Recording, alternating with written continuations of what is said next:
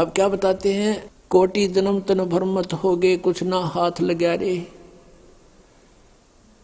पुण्यात्माओं, अभी तो आपको ज्ञान अभी इतना गहनता से ग्रहण नहीं किया आपने, अंदर समाया नहीं आपके अंदर। जब ये सच्चाई हृदय मान लेगा ना, आपका आत्मा मान लेगी 100 की 100 सच्ची है जो परमात्मा ने बताई। और अब इसको सत्य को सत्य मानने में देर नहीं लगेगी। अपने थोड़े से फार्मूले याद रखो। सभी वेद कहते हैं परमात्मा ऊपर रहता है, मनुष्य सदृश शरीर में है, और वहां से वो गति करके आता है। और यहाँ के क्या लीला करता है, जब वो बालक रूप धारण करके, शिशु रूप धारण करके प्रकट होता है, तालाब के ऊपर, जल के ऊपर, कमल के फूल पर विराजमान होता है। यानी जल के ऊपर विराजमान होने से उसको नारायण कहते हैं। अब पता लग जाएगा वो है कौन। और जो छोटे बालक जब होता है उसको कोई पुण्यात्मा संस्कारवश निसंतान दंपति उठा के ले जाती है। प्रत्येक युग में ऐसा होता है। और फिर परमात्मा वहां उनके परिवर्ष की लीला कंवारी गायों से होती है, कंवारी गाय से। तो पुण्यात्माओं 600 वर्ष पहले भगवान आए थे, कबीर जी पूर्ण परमात्मा परम अक्षर ब्रह्म। उन्होंने वो लीलाएं की थी जो वेदों में लिख रखी है। वेद तो केवल परमात्मा की पहचान बताते हैं, वो ऐसा है, ऐसा करता है। वो लीला किसने की है आज तक? श्री कृष्ण का इतिहास देख लो, वो भी आए पृथ्वी पर, जन्म हुआ माँ से, लेकिन कबीर परमेश्वर का माँ से जन्म नहीं हुआ। ये तगड़मबाजी बढ़ा करते नकली आदमी कि एक विधवा ब्राह्मणी थी, वो उसने शर्म के मारे गिरगी, उसका विधवा का बच्चा हो गया। उसके विधवा का, माँ का, बाप का, उसका कितने नाम गाम तो बता दो। है सट्टे मारे मूर्ख बना रखा था हमारे को, सारी झूठ बोल रखी थी, भगवान को कौड़ी सिद्ध कर दिया और कौड़ियों को लाल बता रखा था। और वो कंवारी गायों से दूध पीता है, वो कंवारी गायें दूध देती है। तो ये लीला परमेश्वर कबीर जी ने की थी, और आज तक किसी ने करी हो बता दो। और किसी का नो प्रमाण ऊपर तो चलकाया और सह शरीर चला गया वापस, एक दिखा दो जिनको हम भगवान मानते थे, राम श्री कृष्ण का दिखा दो। तो कहने का भाव पुण्यात्माओं, हम भगवान को पहचान नहीं सके क्योंकि जिनको हम गुरु मानने थे वो अंधे थे, ज्ञान नेत्रहीन थे। वो कहते मोती मुक्ता दर्शत नाही, यो जग है सब अंदरे, दिखत के तो नैन चश्म इनका फिरा मोतिया बिंदरे। किसी को मोतिया बिंद हो जाता है, उसकी आंखें स्वस्थ दिखाई देती हैं, और उसने दिखता कते नहीं, नपट अंधा होता है, ब्लाइंड मैन होता है वो। तो इसी प्रकार ये ज्ञान नेत्रहीन थे और दिखे थे चतुर, क्योंकि संस्कृत जाने थे। एक भाषा के जान लेने से उसमें लिखे हुए गूढ़ रहस्य को नहीं समझा जा सकता। अब हम हिंदी जानते हैं, मान ले किसी फॉरेनर ने आके हिंदी सीख ली और इसको तुलसीदास कृत रामायण को ले गया वहां पर अपने देश में, और उसने सिर पैर का पता नहीं, राम कौन था, रावण कौन था, सीता कौन थी, कुंभकर्ण कौन था, और भाई विभीषण कौन था, तो उन्हें पता नहीं कि अटके बट मारेगा। एक हिंदी के जान लेने से उस कथा को वो कैसे सुलझा सकता है जो चौपाइयों में लिखी है। ऐसे ही वेद और ग्रंथ और पुराण और गीता जी ये परमात्मा की महिमा से परिपूर्ण है। संस्कृत के जान लेने से कोई नहीं समझ सकता जब तक ये मौखिक कथा रामायण वाली की तरह सृष्टि रचना का जिसको ज्ञान नहीं होगा। और वो सृष्टि रचना खुद रचने वाला ही बता सकता है। ठीक ठीक, अभी तक तगड़मबाजी बढ़ा रहे थे, अब प्रसंग जो आ रहा है वहीं पर आते हैं। क्या बताते हैं कि कोट जन्म तन भर मत होगे कुछ ना हाथ लग्या रे, और कुकर सुकर खरबा बोरे कौआ हंस बुगारे। अब परमात्मा को पहचानना एक इतना आसान हो गया। एक तो ये पहचानना है कि सारे वेद बतावें, चारों वेदों को तो हम कति फाइनल मान रहे हैं। अब भी कोई उसको न्यू कहे कि मैं नहीं मानता वेदों को, वो तो फिर भक्ति योग प्राणी है नहीं, या किसी ने भ्रमित करा क्या, उल्लू ने, मूर्ख ने। जो ये कहते हैं हम वेदों को नहीं मानते, पुराणों को नहीं मानते, हम अपने गुरुओं के ज्ञान को श्रेष्ठ मानते हैं, तो सदग्रंथों को न मानना ही उनकी महामूर्खता है। और कबीर जी की वाणी भी सदग्रंथ है, वो सब ग्रंथों का ग्रंथ है, यानी उसमें ऑल इन वन है, नो समझ लो। और दूसरा वेद बताते हैं, फिर वो लीला किसने की, फिर आंखों देखा संत बताते हैं। हम सुल्तानी नानक तारे दादू को उपदेश दिया, जात जुलाहा भेद न पाया वो काशी माहे कबीर हुआ। आदरणीय गरीबदास साहिब जी बता रहे हैं, उनको भगवान मिले थे, जिनको वो आकर मिलते हैं अच्छी आत्मा दृढ़ भक्तों को। उनमें से एक आदरणीय नानक साहिब जी हैं, वो कहते हैं, फाई सूरत मुल्क की वेश, ए ठगवाड़ा ठगी देश खराब सियाणा भोता भार। ये धानक रूप रहा करतार। परमात्मा सतलोक से आए थे, परमात्मा उसमें समकालीन थे, इनके यहाँ भी थे, सतलोक में भी रहते हैं, वो हर जगह जहाँ चाहे प्रकट हो सकते हैं। प्रभु में इतनी शक्ति है। तो नानक साहिब जी को बेई नदी पर मिले थे, स्नान करने गए जब।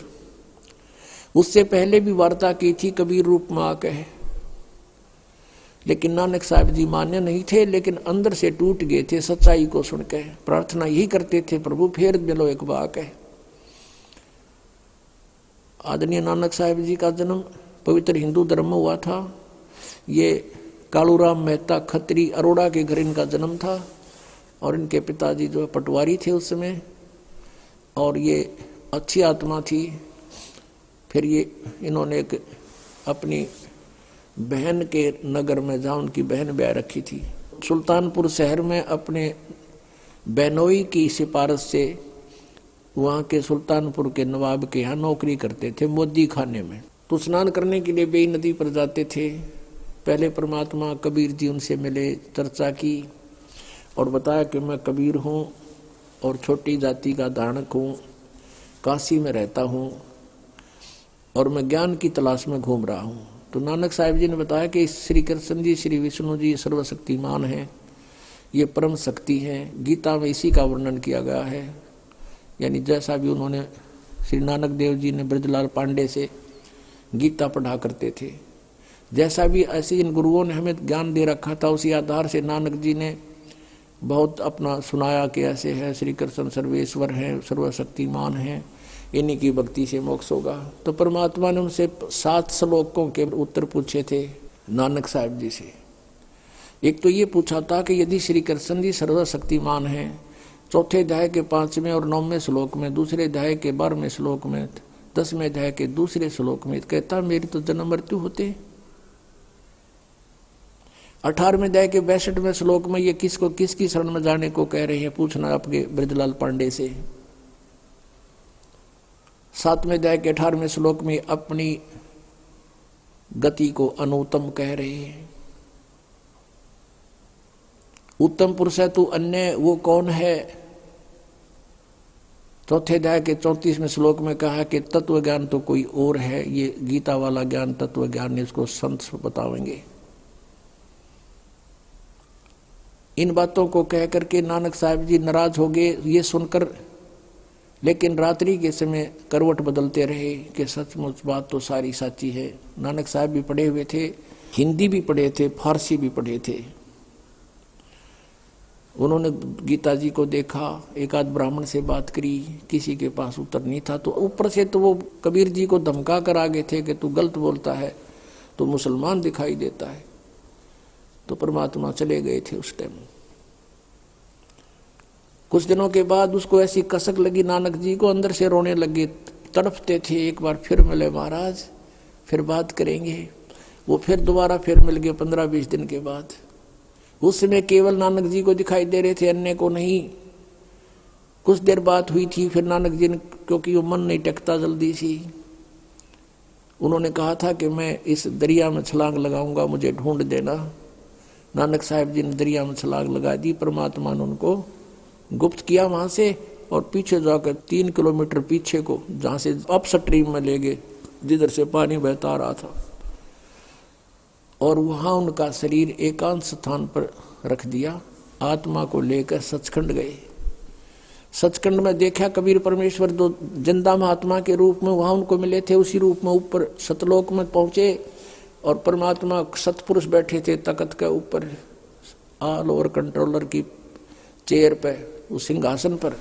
तो नानक साहब ने सोचा कि परमात्मा यू है सतपुरुष, सतपुरुष ये है सामने बैठे सिंहासन पर।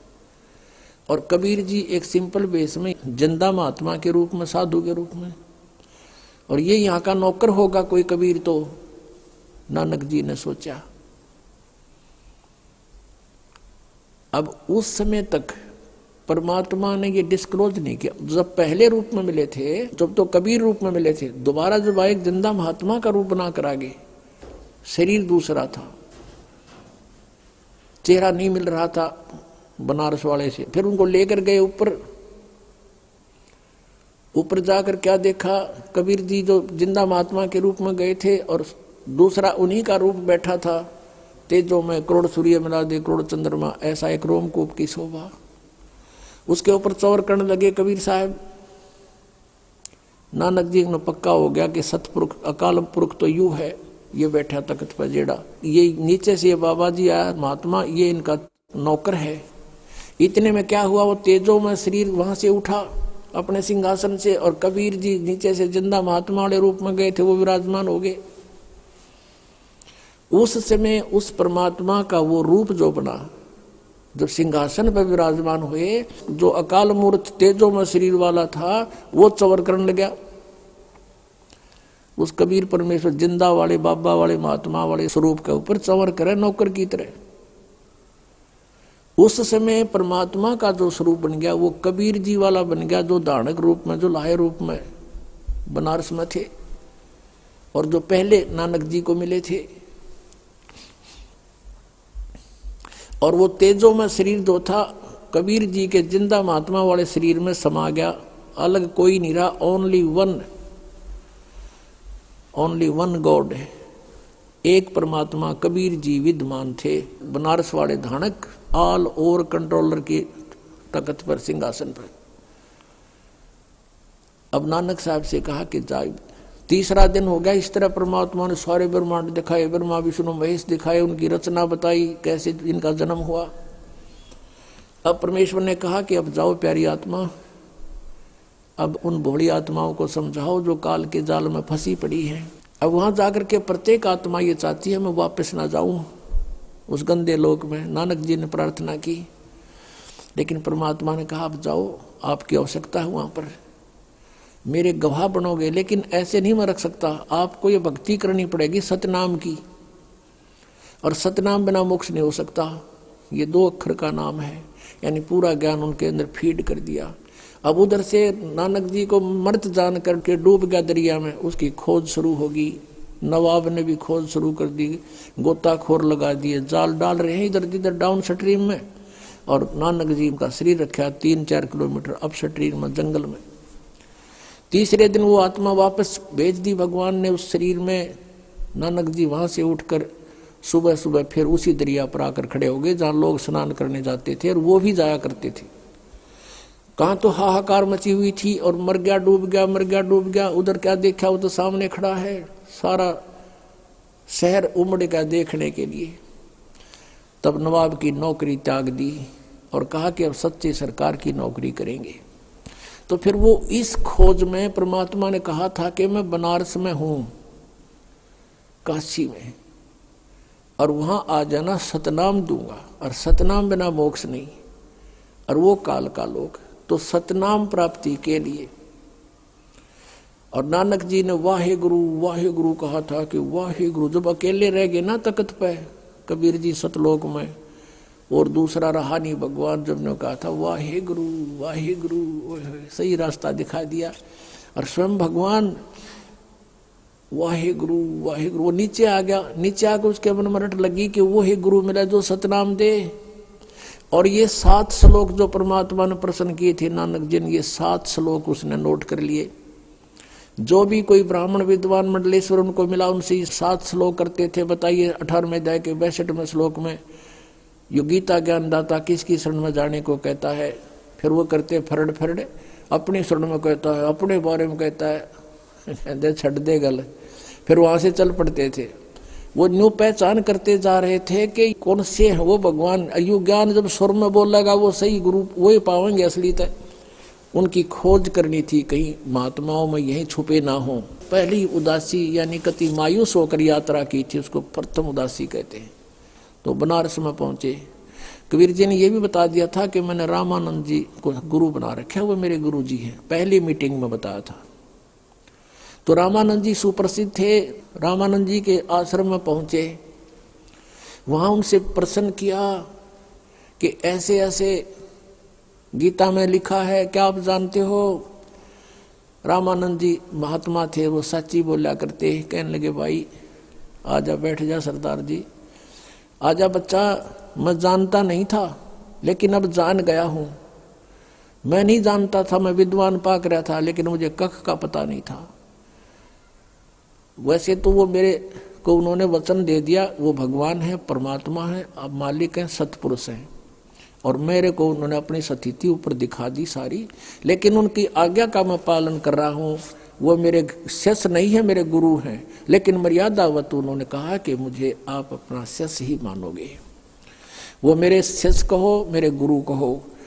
और भाई उस कबीर जी ने मुझे यो ज्ञान बताया है। तो नानक जी ने कहा कहाँ मिलेंगे वो, कि अभी आएंगे शाम को यहाँ पर। नानक जी ने सोचा इतनी देर कौन डटा भगवान पृथ्वी पे, और हमने उसके लिए खोज के लिए सिर दे रखा। कहने लगे महाराज मुझे एक रास्ता बता दो, कहाँ है वो, कि वो अपनी झोपड़ी में होंगे। एक सेवक भेज दिया कि जाओ झोपड़ी पर छोड़ के आओ। अब जाकर देखा उस परमात्मा को, खड्डी में कपड़े बुने दानक का काम करे थे, उन ठानी जानते पता था आव एक आत्मा प्यारी। जब देखा वहां पर सतलोक वाला नजारा सारा दिखाई दिया, ओए होए, कहते झांकी वे कबीर की नानक की तीवा, और वह सिखा के गलपड़ी कौन छुटावे था। अब जैसे कबीर जी का वहां देखा सतलोक में, ओए होए, फिर वहां बैठे दिखे, वाह हे गुरु, और कहते वहां एकदम इतनी उमंग में भर का आवाज लगाने लगे, फाई सूरत मुल्क की वेश, ए ठगवाड़ा ठगी देश, खरासियाना बहुता बार। देखो ये धानक रूप रहा करतार, कि ये ठग है, हमें मूर्ख बना रहा है, बका रहा है। जैसे प्यार में क्या करें ठगे, और आख्या में पानी भर रखा। सारे जुलाए इकट्ठे हो गए वहां के, कहते हैं ये भगवान है, परमात्मा ये है, पूर्ण ब्रह्म है। अब कहते हैं घर का जोगी जोगड़ा, बाहर का जोगी सदे। वो दुल्हाई वहां के उसको एक आम सिंपल मैन मानते थे। वो क्या कहते हैं, ये देखो पंजाबी, पंजाब तो आके पागल बन गया, इसने भगवान बतावे नीरू के बेटे ने, किससे का ना तसल्ली हुई। तो परमात्मा ने कहा प्यारी आत्मा अब इसने राज रख, थोड़े दिन गुप्त रखना, जिक्र ना करना, तेरा भी दिल तोड़ देंगे ये। अपनी भक्ति करो और प्रचार करो इस ज्ञान का, और ज्यादा डिक्लेयर ना करना, अभी इसको गुप्त रखना हमने कुछ दिन। तो कहने का भाव ये है कि जिनने महापुरुषों ने भगवान मिला, और जिनको हम मानते हैं वो परमात्मा से मिले, और उन्होंने बताया है कि धानक रूप रहा करदार, हक्का कबीर करीम तू बे ए परवरदिगार। गुरु ग्रंथ साहिब के 721 पृष्ठ पर लिखा है कि एक अर्ज गुप्तम पेश तोदर कून करतार, हक्का कबीर करीम तू बे ए परवरदिगार।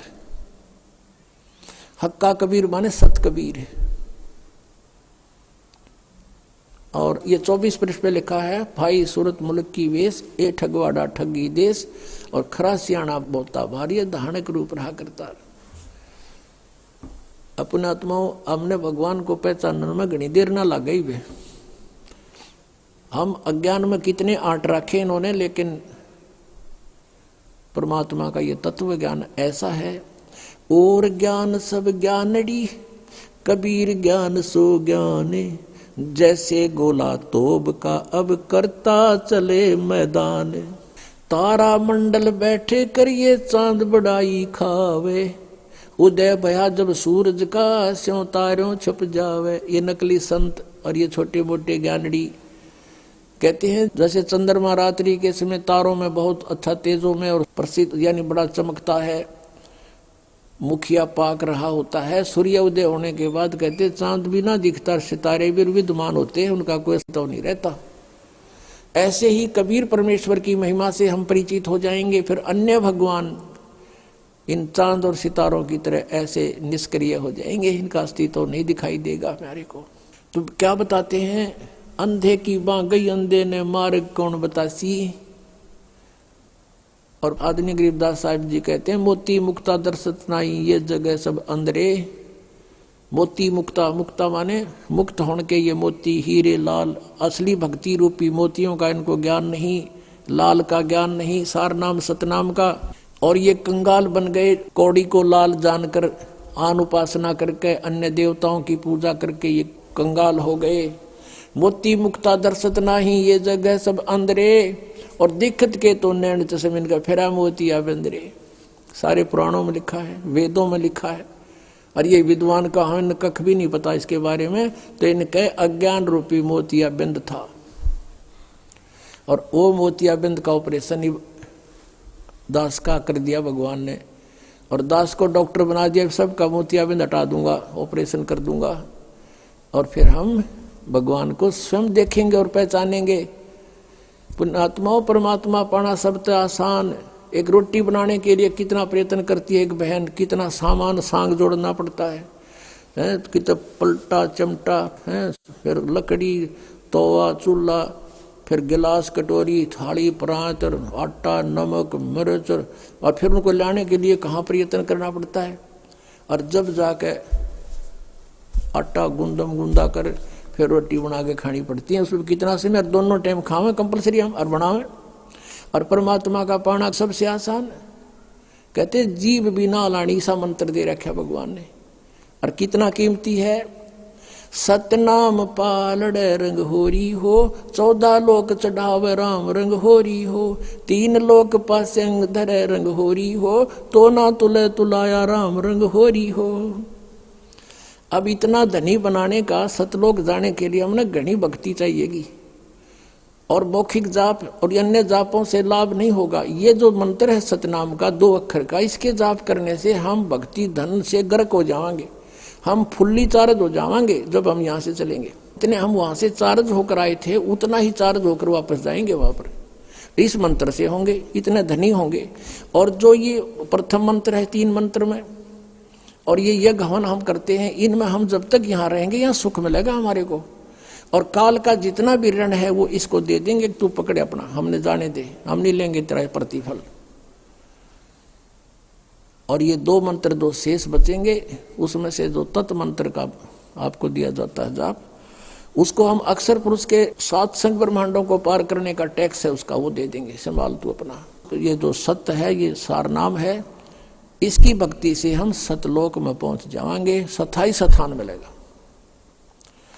अब क्या बताते हैं, कोट जन्म तन बरमत हो गए, कुछ नहीं हाथ लगा रे, कुकर सुकर खरबा बोरे, कौआ हंस बगारे, कोटि जन्म तू राजा की, ना मिटी न मन की आशा, भिक्षकों का दर दर गुम्या मिला ना निर्गुण रासा। आदरणीय गरीबदास साहिब जी की परमेश्वर कबीर साहिब जी ने दिव्य दृष्टि खोल रखी थी।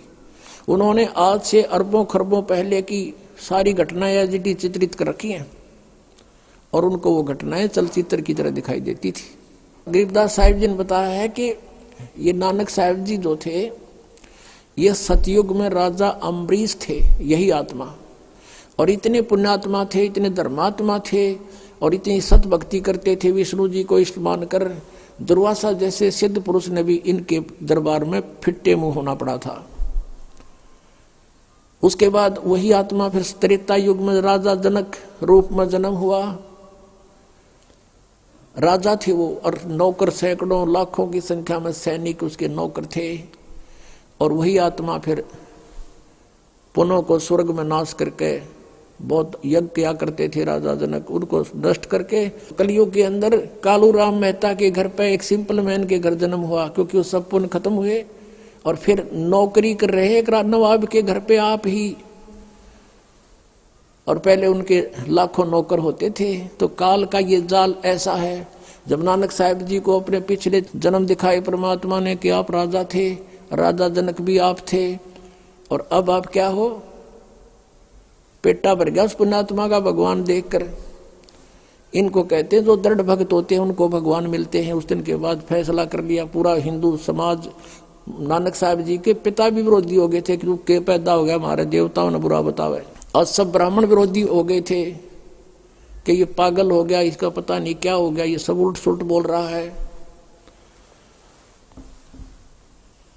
तो इस प्रकार पुण्यात्माओं अब क्या बताते हैं, कोट जन्म तन ब्रह्मत हो गए, और यदि परमात्मा ना मिलते हुआ प्यारी आत्मा अगले जन्म में 84 लाख योनियों में जाती। कोट जन्म तन भ्रमत हो गए, कुछ ना हाथ लगा रे, कुकर सुकर खरबा बोरे, कौआ हंस बगारे, कोट जन्म तू राजा की ना, और मिटी न मन की आशा, भिक्षकों का दर दर गुम्या मिला ना निर्गुण रासा।